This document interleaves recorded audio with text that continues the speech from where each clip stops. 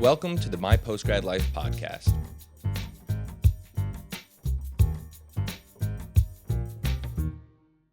Today, I'm joined by Cam Murray, a sports anchor for Channel 5 News in Bridgeport, West Virginia, a talented content creator and video personality, and one of my closest friends.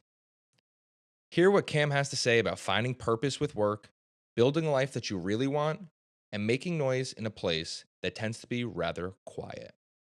Let's begin. So, Cam, why in the world did you pick West Virginia? What steps made you decide to go to West Virginia and kind of led you over there? I think the cliche, it pretty much chose me. I applied to 120 jobs, and it was either go to Harvard and work as an athletic video coordinator for them, or go to West Virginia and kind of, see how this sports reporting thing, or actually, if I remember correctly, no, I got hired as a news reporter. So it was essentially go to West Virginia and do something that, I went to college for, a risky option, or stay home, go to Harvard, and see what it's like up there. But when it came down to like the money aspect, the challenge aspect, and just the idea of like going out, doing something by myself, I mean, West Virginia pretty much was far and away the easiest. It was the easiest option to decide on because I've never been anywhere in West Virginia, and I pretty much knew what Boston would be like, Harvard, and I mean, every day I think myself and that I made that decision to go to West Virginia, because if I had not, I'd probably be still at home, like many of our other friends are, just stuck in home, stuck in New England, and not leaving. So I'm definitely thankful I made that decision. I'm curious, when you first broke the news, like, to your family, like, I remember when you first broke the news to me, but when you first broke the news to your family, like, hey, I'm going to West Virginia, what did they have to say about that? I think my dad pretty much understood. When I went to college, I kind of said like all 4 years, I'm going to get a job in whatever city and go. I think my dad believed that. I don't know if my mom really understood the lengths of how that would be, but I think at the end of the day, they just wanted me to be happy and be successful. So Harvard, it would have been right by home, taking the train to work. But I mean, you're not going to get the experience doing this job anywhere else. So you got to start somewhere, and they understand that. My mom probably not the biggest fan of me going to West Virginia, but she definitely likes it now. Yeah, I think it's funny. News reporting is kind of one of those jobs that seems to be the case. I mean, you kind of get selected to go somewhere. I have a friend. I say a friend. I mean, I played baseball with him when I was like 12 to 14 years old. But I mean, I saw on Instagram a couple years ago, he took a job out in Fargo, North Dakota. And he's working the local news, kind of doing the similar stuff, that you're up to. But and correct me if I'm wrong. I think that the news reporting world is kind of, you start really small market and then kind of work your way up. Is that kind of how it rolls?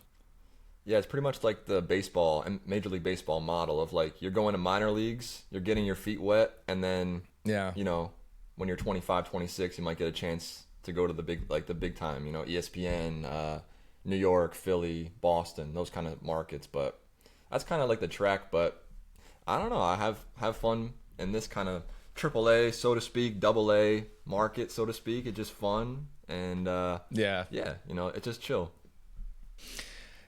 Cam, I one thing that I've always loved about you is you have this sense of confidence and your sense of purpose. And I know there wasn't a doubt in anybody's mind when you said that you were moved to West Virginia that you weren't gonna do well. I mean, in all honesty, not to glaze you up anymore, but there was seriously. I mean, we were rooting for you, but we all knew that you would make it and find this way. How did you get this confidence, and that allowed you to ultimately make this move and kind of pursue the career that you wanted to pursue, and kind of isolate out what other people thought about it, and kind of, again, doing things for what you want and the reasons that you want?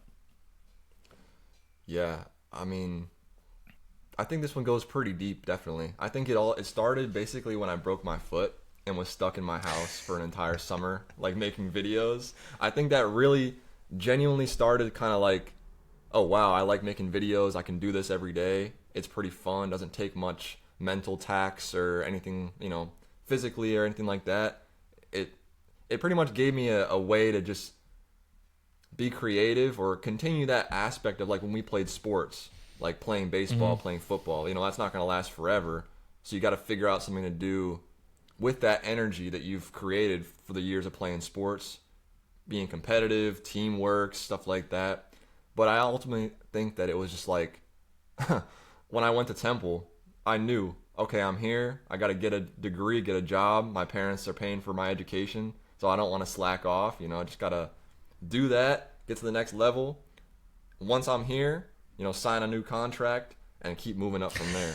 But the doubt never seeps into my mind. I tell Henry like all the time, or I can tell you to this too, like the times where there's that voice in the head of like, oh, you might not want to do that, or oh, like people might not like that. I mean, like I just say like F it, I don't want to swear, but I'll say like F, like just don't even listen to that. Cause like, well, you've seen like I have 3 different Instagrams. I have a bunch of TikTok, YouTube. It's like I couldn't get enough of it in a way. It was like addicting to just like post stuff and do that. So if I'm doing it for myself or for this team or wherever, it's just like that's my life. That's just what I want to do. Yeah, Cam, you've always embodied the like love of the game and love of the team. I mean, is it ever about your like what does that do for you? Because do you ever think about how it affects you, or is it just kind of like a byproduct that you feel good, you feel kind of fulfilled because you're in it for the game, you're in it for the honor of whatever you're doing, and then the other people that surround you too? Does that come to mind? I think it comes to mind at the end of the year when you look back and you see what all you've done. Like a few days ago, I looked back at the videos I made for the season and just kind of like the comments we get. That's just kind of what I look at the most. If someone's commenting like, "Oh, thanks for this video," like of their nephew or something playing basketball, I was there to shoot the game. Just to see them in the comments to be like, "Wow, thanks for 5 News for coming" or something. Like I don't know. I'm in a business where everything is about you in a way. People want it to make it about you, but for me, it's way more about the team. There's nothing better than if you're doing something to help. My girlfriend's a producer, so helping her out, her helping me out, the whole team. That's how it is. I think I go by like this quote a lot.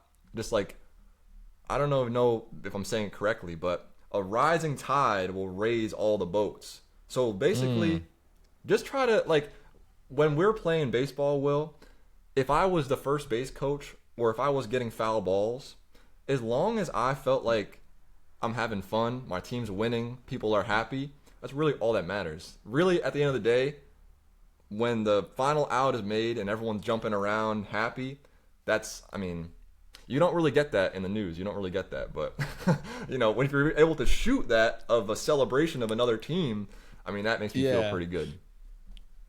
Damn. I want to tell this story briefly. I mean, when me and our friend Henry came and visited you down to West Virginia not too long ago.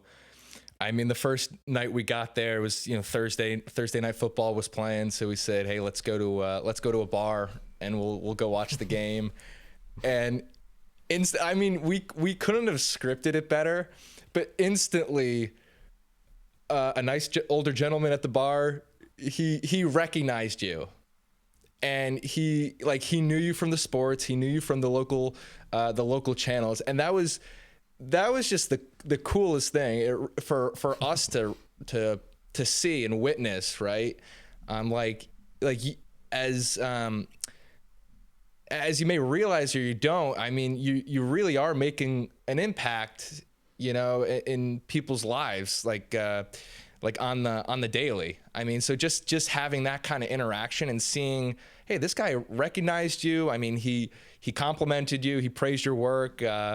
but and he was all decked out in WVU hat, WVU polo. I mean, he was a total townie. But just to see that kind of look and that interaction, that was so cool. Have you gotten a lot of that? Is that also part of the good feeling that you get? Yeah, I mean, I do. People do when I'm at the mall usually, but sometimes, like, Damn. I'll tell you this actually, and Roxanne can vouch. I was New Year's Eve. We went to the mall.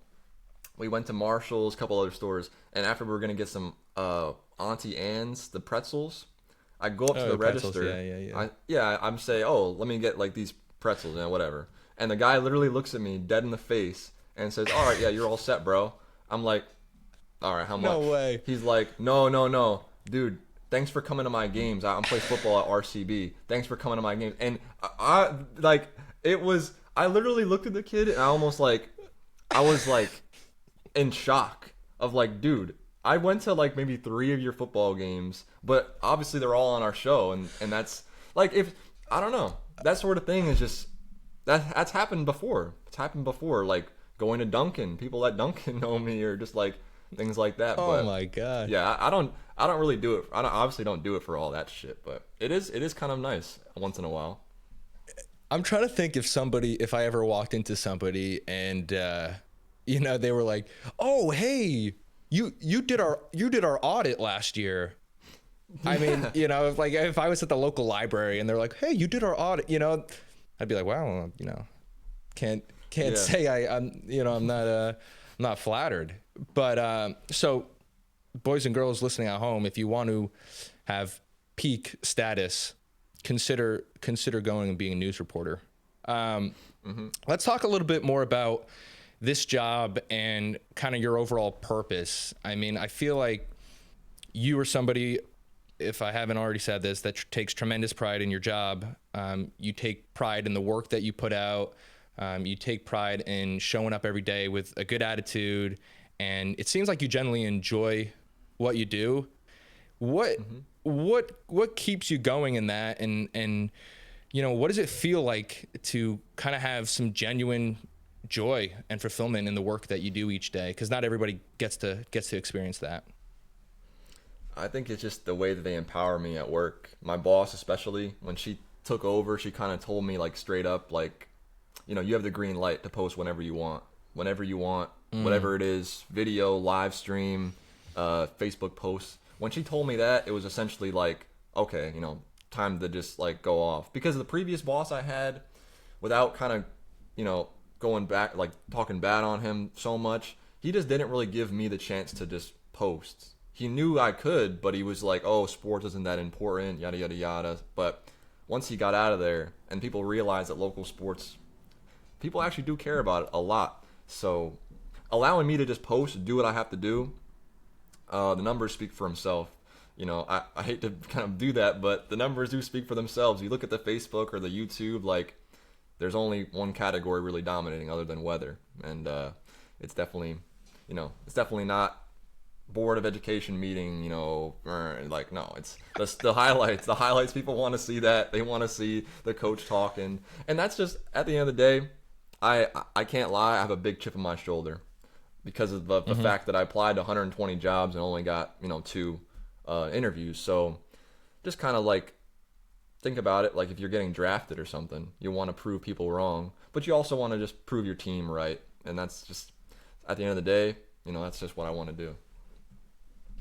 Can you just quickly describe, because again, like you mentioned earlier how you got hired as just a general news reporter, and I remember you were doing stories on, I think, like the Children's Hospital got a new sign, things like that. Yep. I mean, you got to start somewhere. Can you? But your ultimate goal was to get into sports and kind of run through that ladder. How can you describe your ascension through the process a little bit, and how you kind of got to the position you're at now?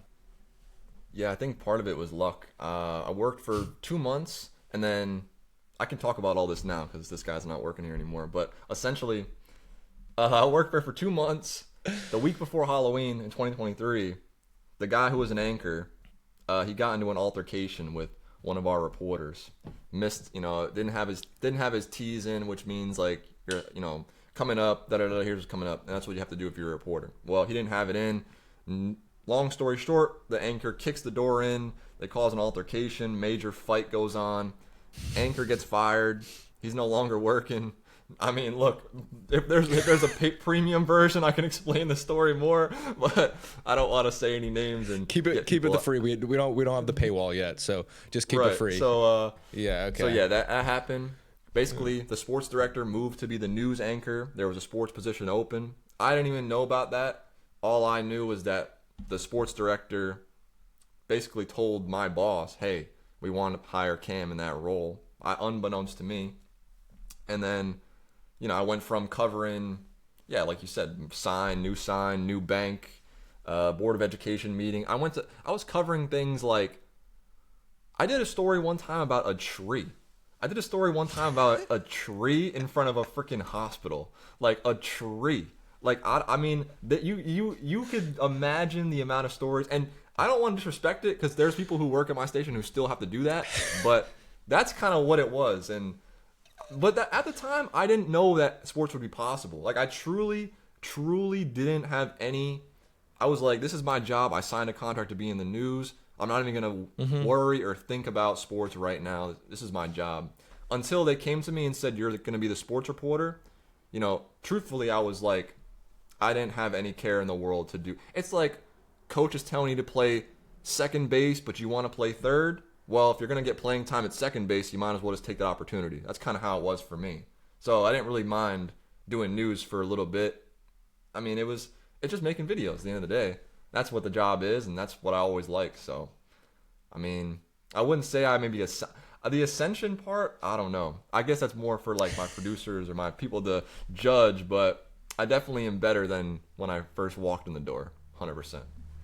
Yeah, well, you were saying how the numbers don't lie. I mean, you've ascended kind of that sports section.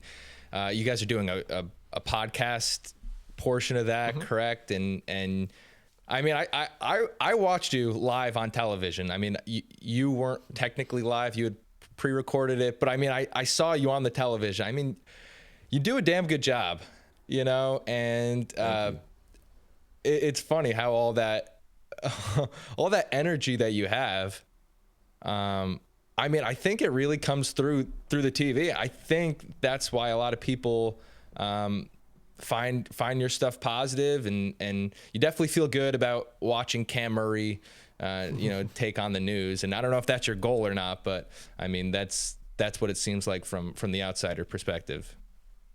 I mean, yeah, if I'm a younger guy and there's older guys maybe in my media market, or I know kind of like I can't lie, I scout the other people. I see what they're doing. I think they're pretty boring. So if I can just be myself, it's already I just feel like it's already just it's overpowered. If I'm just be myself versus them, there's no reason why they would want to watch the other people. It's funny, me and Jimmy on the last episode of this podcast, we were talking about finding purpose, but also finding in the sense of finding what you're good at and what you like to do. And a lot of people find what they like to do, but they're not necessarily good at it. But I think you're a perfect example of finding something that you're good at and you really, really like to do it. So I think that's kind of, and he was talking about, marrying those two points. I mean, that's kind of the ultimate goal in life as far as having your career. And then it'll kind of flies into the old cliche of, find what you love to do. You never have to work a day in your life, So, I mean, that's great. And kind of has the next question that I want to ask you a little more philosophical, if you will. Do you think purpose is something you find or something you build through consistency?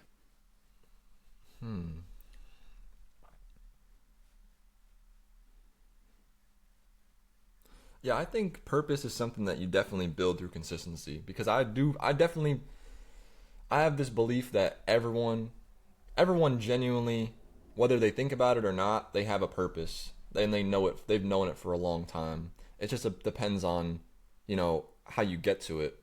I really think as soon as I started making videos, or as soon as I started understanding how a camera worked, I knew that was something I wanted to do. And thankfully we had Henry, of course, working his camera back in high school, so I had a lot of experience, kind of like understanding that kind of aspect of it, getting to know it, and it just all falls into place. But I think some people discard their purpose. I think some people really just like, oh, life happens.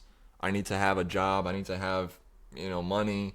Purpose is kind of put in the back burner. But I don't know. I don't think, like, I haven't worked a day in my life working this job because of what you said.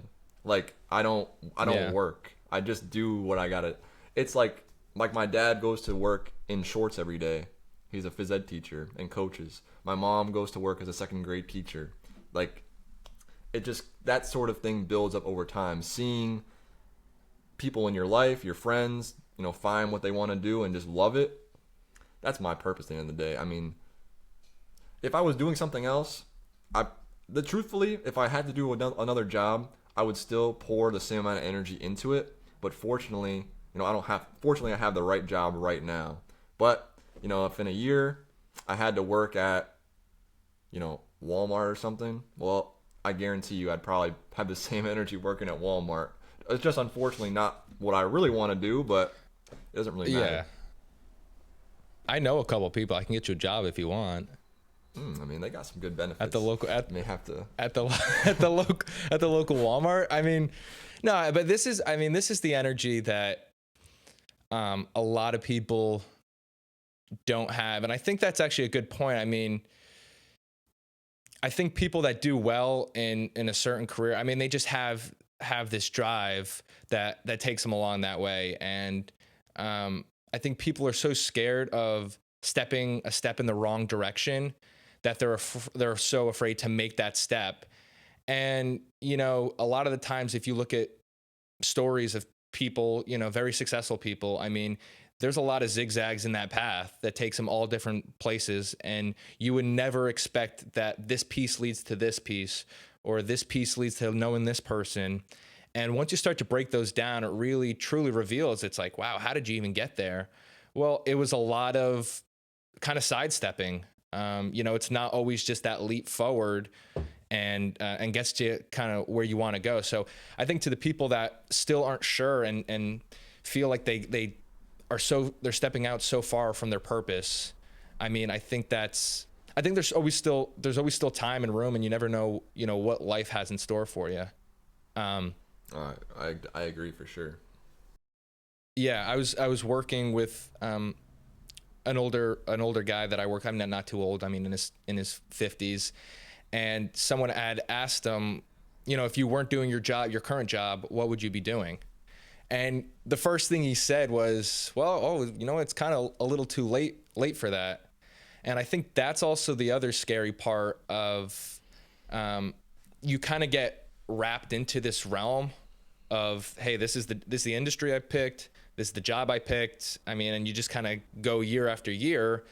And then that instinct of what you really wanted to do kind of gets faded away. And you kind of lose sight of that.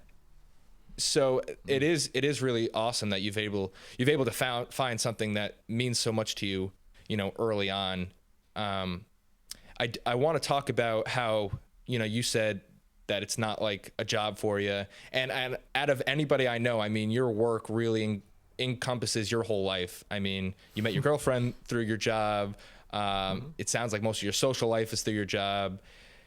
Do you ever fear that your job is ingrained too many aspects? Is that something that ever comes to mind? Uh, I think it's definitely fair to think about. I think when my girlfriend, like you said, I met her at work, she's my producer, and over the last 6 months, I think, you know, outside of her, I wouldn't say I really hang out with other people at work. If I'm not hanging out with people at work, I'm most probably playing video games, talking to my friends, or seeing her or whatever. But no, I think genuinely I spend probably more time alone than anything else, aside from hanging out with her, or working. But I love being alone because I think it's just a great like reset for 3 hours, 2 hours. Just turn off everything. Turn off Twitter. Turn off Facebook. Turn off YouTube. Because when I come home, I genuinely try to like stay off it, even though it is more than a job, I guess, and it's more like a 24-hour thing, kind of. I really try to set boundaries with that because I know when I do work, it feels better and it's more purposeful when I stick to like just 8 hours. I used to do that where I'd come home, I'd still be looking at, oh, how did this do on Facebook? Oh, how did this do on YouTube? That's the part I'm trying to eliminate. Everything else, I think, is just part of life. But the thing in general is like coming home and completely being present at that time, not like, oh, we're still in work mode. Now, dating, my girlfriend who's also works, it is tough, but we both are trying to do that, and it's actually worked out really well. We both really try to not focus on work when we're together or when we're outside of work, because when we're at work, that's the game. That's what we're trying to focus on. But you don't want to think about it 24/7. Yeah, no, that's a good point. And I mean, that throws another wrench in the fire. When you're dating somebody at work, I mean, it's become such a new thing of like, well, you shouldn't date anybody that you work with and all. But I mean, people used to meet at work all the time. I mean, I think they still do. I mean, I don't know where this notion kind of came from, and people feel like, oh, they shouldn't happen. I mean, I think it's how you make it work. Like any relationship, it's how you make it work. Are there any certain boundaries that you guys set up? How do you kind of separate that professional from relationship, connection, in and out of the office? I know you already talk about, you try to disconnect from talking about work and things like that, but is there anything else that might help other people, try to balance similar aspects of life? Yeah, I would say if you're dating someone at work or planning on doing that, have a boss that has your back. Thankfully, our boss Lacey, she pretty much, we knew we were gonna date, whether it was regardless of whether people know or not. But thankfully, our boss was pretty much like, hey, you guys can do what you want as long as it doesn't affect work, pretty much. And Roxanne will tell you, like, I genuinely try my hardest to not talk to her at work unless I need to, pretty much. Like I like, her office is like here. I walk in, say hello, and I go do my work. And then when I'm done New doing strategy. My work, don't talk to him at all. Okay, good. That's what. Okay. And at first, clip that. She was kind of like wondering what was going on, but I'm just like, this is work at the end of the day. I mean, obviously we're dating, but like, basically it's about things that come first. Like when I'm at work between 2 to 11, yeah, we can talk, but like this is what I have to do. And she's on the same. Yeah. Luckily, she has the same thoughts as well. So it wasn't really that. But a lot of our coworkers, they didn't know we were dating.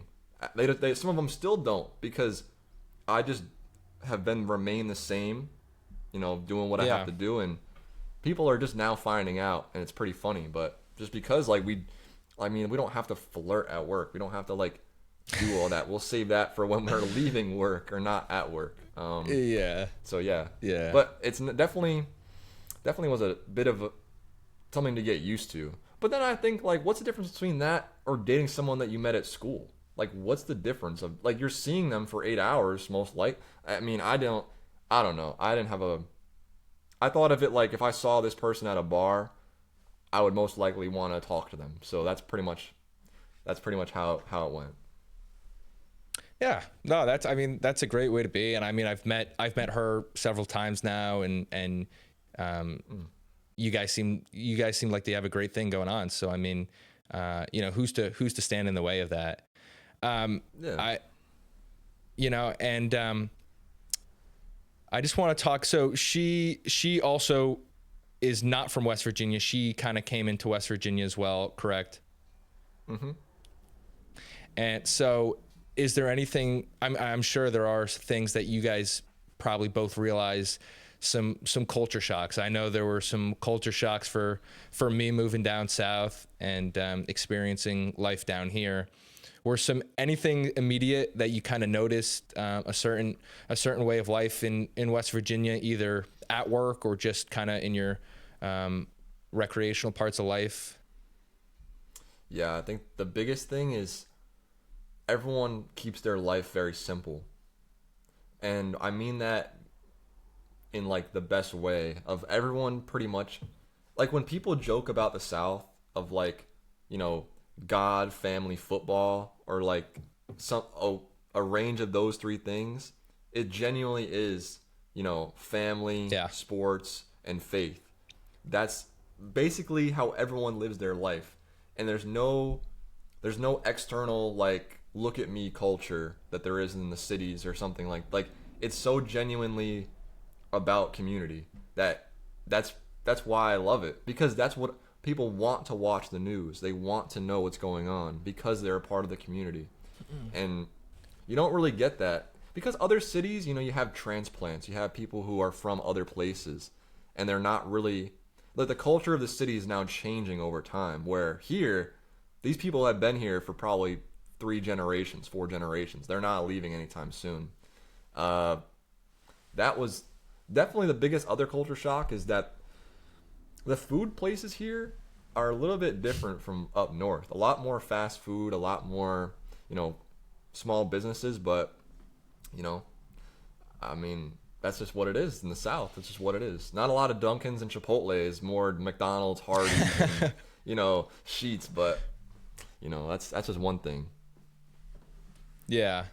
And I feel like, you know, as you were kind of weighing in, you know, authenticity is something that I definitely see in you. And that's why, you know, having those kinds of places where your values align, that's where it doesn't really matter where it is. I mean, it can be Atlanta, it can be New Jersey, it can be down in Texas, it can be West Coast, San Diego, LA. I think the places that people find success are the places that kind of open up to or reveal themselves as the same values, same kind of morals, same kind of culture, like you were saying. And it's tough in these cities. I mean, Nashville's no exception. You have a lot of people coming from different places, a lot of different cultures coming together, and it's kind of culminating its own. But if you ask the people that came from here, you know, what was it like 10 years ago, 5 years ago, even, you know, they'll describe it as very different. And part of that is good. I mean, part of that is nice. There's some good things about that, but also you lose some of that original authenticity and brand and significance, you know, to the city. So I think you're definitely right there. Was Philadelphia like that at all? The city of brotherly love? How was that juxtaposition going from Philly to West Virginia? I don't know if there's a better polar opposite example of where I was living in Philly versus where I'm living now. I think that definitely was a great experience. I think some people, my parents included, you know, were kind of wondering why I liked living there. It's basically, without talking about it too, you know, badly, it's just you're in where you're living, your neighbors are, you know, have been living there for 30 plus years, and your neighbors are not exactly, you know, you're not exactly living in a gated community. You're not living with like mansions. These are row houses. So your neighbors, you know, the streets, they look a lot different, obviously, than a country road. It's more like you don't want to leave your house past 12, you know, things like that. It's, without saying too much, you guys can look on the news and all that, what's going on in Philly. Yeah, it was pretty interesting. But you know, it just makes you more aware of the world around you. And it really, the biggest thing, without getting too, you know, not like political or anything, but you see one aspect of, okay, this is what, you know, poverty or crime in the cities. You come to West Virginia and you see a different side of poverty. You see like genuine, like, you know, distress, versus in the city, you know, yeah, you're 2 miles from center city. You have to take a train. You're in, you're in the most urban environment ever. Well, if you're poor in West Virginia, you have a trailer and about 2 acres, no one around you. And if no car, so you can't get to like the supermarket like you can in the city. It really just puts in perspective like how Wow. different people are living in the city versus in the country. And really, I wish more people could experience that of like we're all pretty much the same. No matter like poverty is poverty, that's all the same. And I've only had two examples of seeing, the real extreme and real extreme, but like it's like that everywhere. So that really to me allowed me to have more compassion about where I came from, my friends who I have around me, the great how grateful I am to have these opportunities because I see like, oh my gosh, it could really be bad if you're in that position, or if you're stuck living in a double wide with no paved road to lead to your house. I could see how people on both sides could say, oh, well, one's worse, one's better, but they're both like the same. And I wish more people would know that because I don't think, Wow. I just have this thought a lot that I just don't think people understand, maybe because of race or whatever. People are struggling everywhere in this country and not just in the cities or not just in the backwoods. So that really was something to like consider and really think about. It's like, seriously. Wow. Cam, you're the great unifier, man. I mean, that's such a good way to put things. I mean, and having that experience, I mean, you're right. I wish more people could kind of see that both sides of life. I mean, you're right. There's people that struggle everywhere. And that's why it's so important that, as I'm writing these blog posts, as I'm doing these podcasts, obviously there's things that I struggle with, things that I'm going through, but I mean, it's so important to be grateful for what you have. And there's people, no matter what you have, as little as you have, I mean, there's people that always have less. And, not to say that, your needs shouldn't be met or I mean, you got to do everything you can for what you can. But I mean, that's just such a good perspective of things. And I'm glad you mentioned that. Going back real quick to Philadelphia and your college experience. I mean, what did you first think that life was going to look like after graduating college? And did you have any idea where it would lead, or did you have an idea at all? Well, I think when I was maybe 20, probably sophomore, junior year, I really thought that, okay, I'm doing this YouTube stuff. I might just lean into that when I graduate. I might not need a career right away. But as senior year kind of got closer and a lot of my other friends were applying to other jobs, I definitely took risks. I could have worked for the TV station and gone in and, done that. I basically did my own thing with the Fan of the People. That gave me a big chip on my shoulder of like, oh, I don't need, these people. I can do it on my own. But it kind of came to a head of like, I had that thought. I got the job to West Virginia. And then the second I pretty much signed and I was working, I realized like, dang, like I like being a part of a team rather than being a solo. So I really didn't know where I was going to be. I had no idea I would be in West Virginia. I had no idea I would even be doing this job, but I pretty much got lucky, and just like that, I got lucky. And I think that's fair to say. A lot of people in this business, they can say that they did all this and they did that. Oh, that's why I got the job, but I swear it's like 90% luck, because every single job, no matter what it is, no matter if it's in this station or it's in, Miami, Florida, there's at least 250 people that have the same degree as you and this probably the same amount of experience that are applying for that job.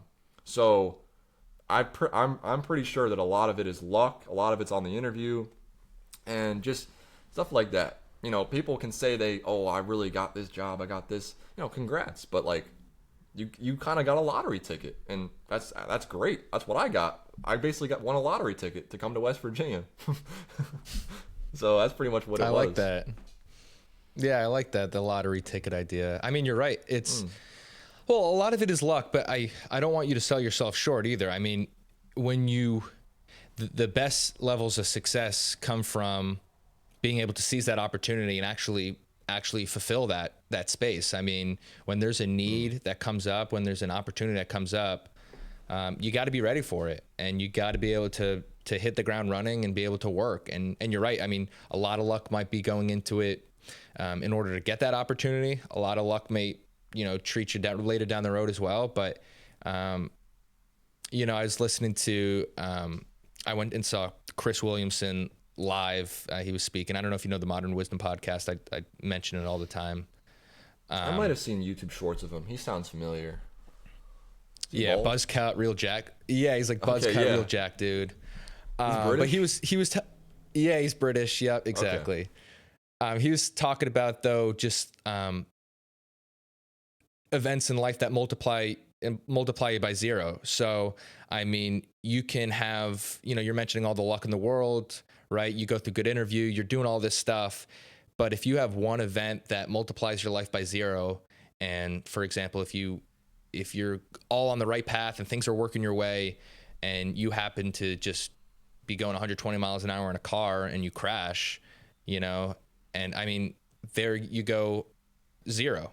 I mean, all that Hmm. other stuff that happened before and all the luck that you might be referring to and all the hard work that I'm referring to. I mean, all that stuff just goes completely out the door. So I think it's about eliminating things like that and staying on the right path and, welcome in the luck. That you're right. You need a little bit of luck, but always be ready to seize those opportunities.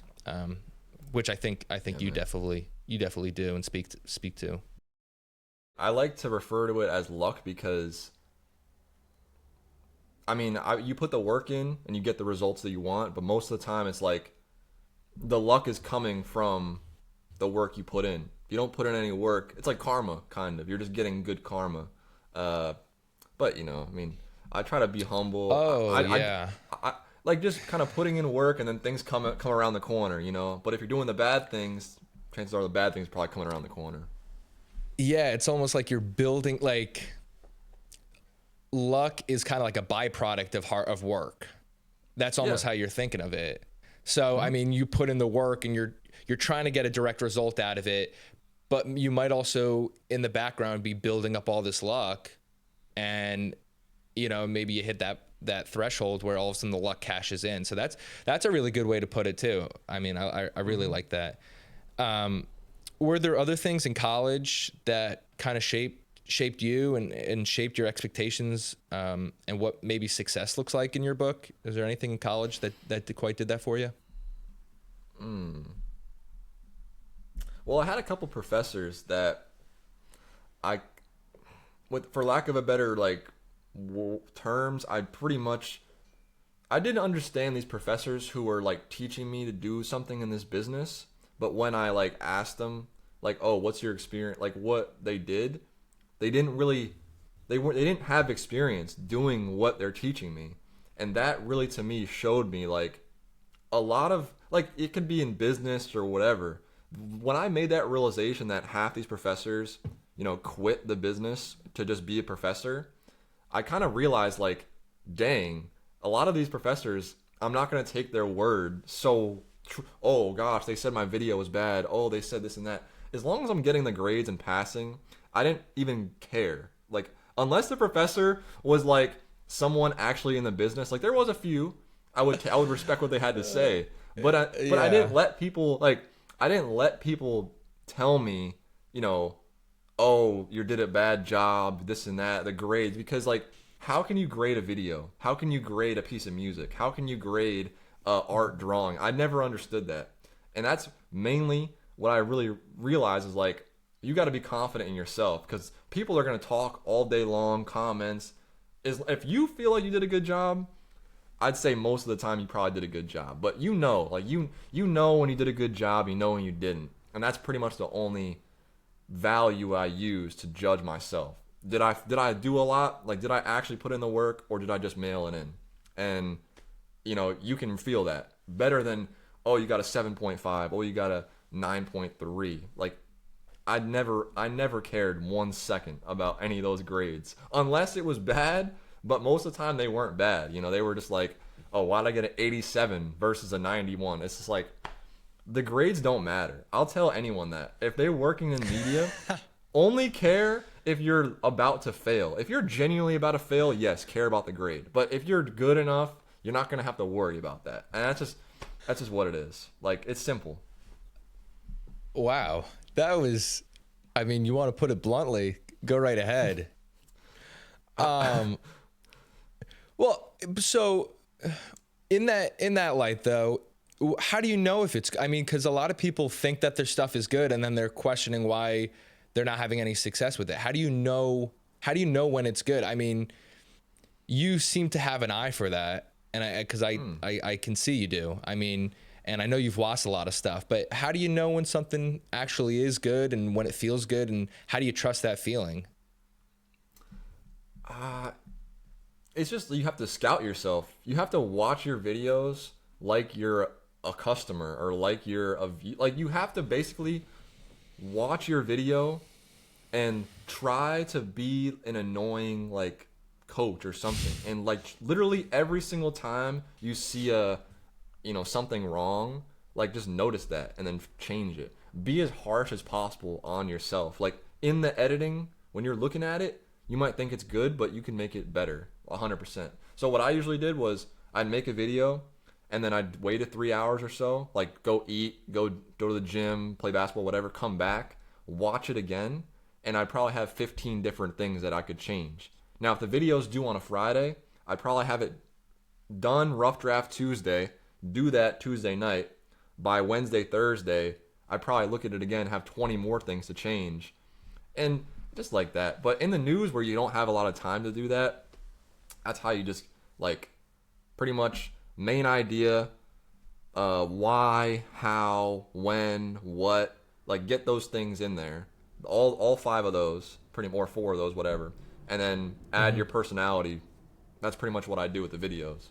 And the comments will tell me. The comments, they don't say, oh, good video, bad video. But if I see, a lot of engagement, I know that it's a good video, or I know that people are talking about it and they want it. They want to understand more. But no, it is a risk. Like, you're right. You don't really know if your video is good or not until you put it out online. Like YouTube, social media, the ultimate grader, the ultimate decider of good and bad. And I think now more than ever, like if your video is good, people will watch it and they'll find it. If not, unfortunately, you have to figure out why and then get better. How do you get over the fear of posting stuff online and putting yourself out on camera? I think that's a good question, because one of the reporters actually was talking to me about that during the week, because he's trying to get into that. It's mainly just, there's no other way to say it. There's no other way to say it, but you have to just do it. Like, you have to basically imagine this. Everyone on social media, whether they think it or not, they want to post themselves, or they might not know what they want to post, but more often than not, people like that. They like to see other people post things, whether it's you playing guitar, playing baseball, whatever. Just gotta do it, because genuinely, I know this is gonna sound crazy, but social media is literally a time capsule. It's literally posting stuff on YouTube, that stuff from 2021, 2020, that'll stay there forever. Like, you're basically posting things so that in 20 years, you can look back and say, wow, I took advantage of social, I did this, did that. I mean, hate to say it, but you get hit by a bus tomorrow. You think all these things, I want to do this, I want to do that. Well, you might as well just do it. Might as well just say F it and just post it, because you never know. It's like, you either do that and you take that risk, but it's not really a risk at the end of the day, because what's the worst thing that could happen? Oh, it gets 2 likes. Okay, whatever, just post another video. It's just that never entered my brain at all. I think it started in high school when the round table, because I just post writing stuff, putting it on the paper, people are reading it, and just that stuff never enters my brain because it's like what the hell? Like, oh, I got 2 likes in a video. Oh, all right, make another one. Well, I think the fear stems from not so much the success of the video, how it's going to perform. I think it's more so, are people going to think I'm cringe? Are people going to think that I'm weird in some way? Are people going to judge me or, but I think the way you put it earlier was kind of actually great. I mean, it's like social media is the online invisible guest theory. You know about the invisible guest theory? My mom was talking to me about this at Christmas. I mean, it's just basically, you go to a party and you're so preoccupied in your mind that like, oh, I got to wear the right thing because how are people going to look at me? I mean, oh my God, how are they going to judge me? What are they going to think of me? All this stuff. But meanwhile, everybody else at that party also has that same preoccupation in their minds of themselves. So they're not even concerned with you because they're all thinking about themselves and how is everybody else going to look at them. But if everybody else is really just concerned about themselves, then they're not really looking at you. So you really have nothing to worry about. So I think that's kind of basically what you were saying. That sounds like it adds right up into that space. Yeah. Also, I think. I mean, people, this is, I think, a big psyop. People like thinking things are cringe. I think there's some things that are genuinely, objectively like, okay, this is cringy. Like, okay, this is not the best content. But if you're not, if you don't look at yourself, who decides that? Who decides that's what I'm that, saying. That's what I'm saying. Like, usually cringy is funny for me. Like, I'm not watching a video. Yeah. Like, if someone like, okay, someone's not really great at singing and they're like okay, might not love it, but hey, they're putting themselves out. I don't really care, but I don't know. The people who think things are cringy, I think those people are afraid to like, they don't want to put themselves out there. And so they're projecting that like, oh, this is cringy. Oh, why is he doing this? Oh, this and that. It's like, why would I care? Why would I care about what someone thinks that's not doing what I'm doing? Like, obviously, if you posted a video on Instagram, whatever it was, like, hey, I'm guitar video, something like that, why, and I'm also making videos, why am I going to look at that and say, oh, what the heck, that's cringy? But, like, I do the same thing. I talk about the Patriots. Why, who am I to say? It's, even things I don't even like, I still will listen or watch because I know, dang, it takes a lot to post. It does take a lot. Even if it seems like me, like, oh, do it every day, no big deal. But I remember when I first started, like, yeah, that's why I made all those different Instagrams with no followers so that no one really saw it unless they found it, pretty much. That's kind of how I got into it, of like, no one's going to see this, so what the heck's the point? Going to just post it. Yeah, I've been trying to do this exercise, and I don't know if I heard it somewhere or not, but you should try this because I think there's also this bias in when a post is already successful and you watch it. It doesn't matter what it is. I mean, if it has 30,000 likes, you're not going to think it's cringe, right? But if you, so what I've been doing is like cover up the part of on the right side of the phone. If I'm scrolling through like Reels or something, cover up the right side of the phone as I scroll through. I mean, the video could have 4 likes or it could have 400,000 likes. I mean, but you don't know. And it's like, how am I actually processing this video for the content of the video? Because I think that's where people, and correct me if I'm wrong, that's how it seems like the virality goes. I mean, the things that are getting a lot of views, a lot of likes, it starts to go exponentially because people are seeing other people liking it. And it's like, well, now it's okay. There's, for some reason, this permission to like the video, So I don't know. You should try it because it's really kind of a mind twist. And some videos, I mean, you could tell they're professional quality, but some you never know. I mean, some of them are just a guy talking, one-on-one to the camera, and it took like a minute to make, and it seems like the lowest conscious effort. But I mean, you never know whether it works or not. So it's actually kind of cool if you haven't tried that. No, I will try that. I mean, truthfully, I do that sometimes. I look at a video and say, oh, dang, it's only got 30 likes. But that's like, I know that's like it's hard to get out of Yeah. that, but no, it is true. Yeah, isn't it? It's weird that's in our subconscious. Hmm. All right, well, honestly, this is a good segue. I mean, speaking of subconscious and fear, and what would you tell someone that's afraid to move to somewhere that's unfamiliar? I mean, there's usually a lot of excitement in the LAs, the New York. I mean, those are scary moves. I mean, my move to Nashville, again, scary, especially when you don't Hmm. know people. But going to someplace like Bridgeport, West Virginia, or Fargo, North Dakota, or some places that are a little more less glamorous and maybe not, the big aesthetically pleasing cities where all this stuff and you see all these influencers. And how do you go about it and make it in a place like that? Uh, well, if they were thinking about coming to kind of do the same path I did, I would Yeah. first just tell them like, truthfully, make sure you have like I'm not. I'll say in a vacuum. If you have your finances okay, that you're able to move, it's not really like a penalty for you, or it's not like gonna put you in debt. You know, just come to if you come here, realize that like yeah, your life's gonna be about work. Let's pretty much gonna be Yeah. about work. Like 75% of what you do is gonna be because of work. The other 25%, that's where you have to figure out for yourself. Because yeah, I mean, sometimes when I'm bored, I genuinely will go to work. Not even like I will go to work and I will, you know, edit a video. Like highlights. Oh, cool video, edit in slow mo. Just like stuff like that. But I think boring is good.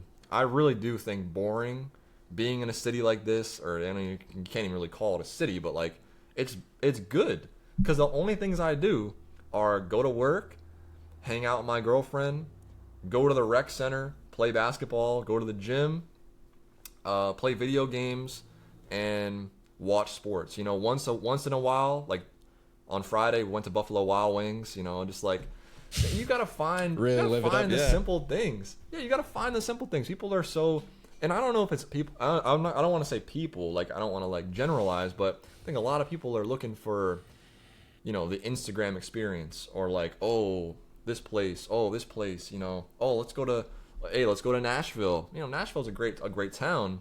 But if you're like you're living there, you're working there, it's a little bit different than just, oh, we're gonna hit Broadway for 5 days straight, you know?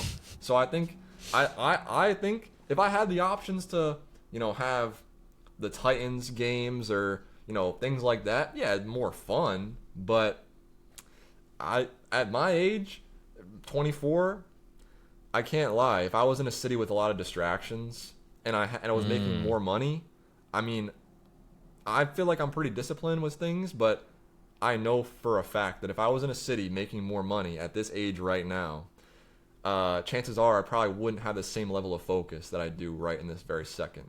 So maybe later in Mm. life, when I get into that point, it'll be easier. But I know myself. Like if I'm in Boston, Philadelphia, Nashville, Chicago, LA, I probably would remain the same, but it'd be harder to say no to things, harder to say no to going to games when work's on the line, like that sort of thing. But it's life at the end of the day. You do what you want to do. Me, I like being boring right now in this part of life. That's good because almost like a skill that gets forgotten about. I mean, the ability to put your head down and work and kind of cancel out those distractions. And like you said, if you build up a environment where you don't really have a whole lot of distractions, I mean, that's the beauty of it. Let you get ahead and work towards that. That's Cam. That's so good. You mentioned your future self. What is your future self looking like? What are you seeing for yourself in the future going forward, and kind of what's your ultimate goals? Well, I think you're the right guy to talk about this with because, well, I mean, saving money, obviously. Like, I basically live like, what I do now is pretty much live for my 10 years later self in a way of like, I have money, I'm okay, I have a job, I'm cool, but, you know, 25% of that money is going to savings, going to things like that, investing.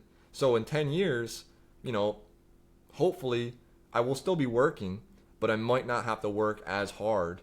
And going off that 10, 20 years, maybe I can retire earlier and have a more simple life and not really do all that much. But as long as I'm making videos, I don't see myself ever getting tired of doing this job. I told, Roxanne this, like if I was making videos in any city, or if I was a teacher or something like that, teaching people how to make videos, that would also be fulfilling. But, I don't really know where I'll be, but I know in 10 years I'll be still making videos.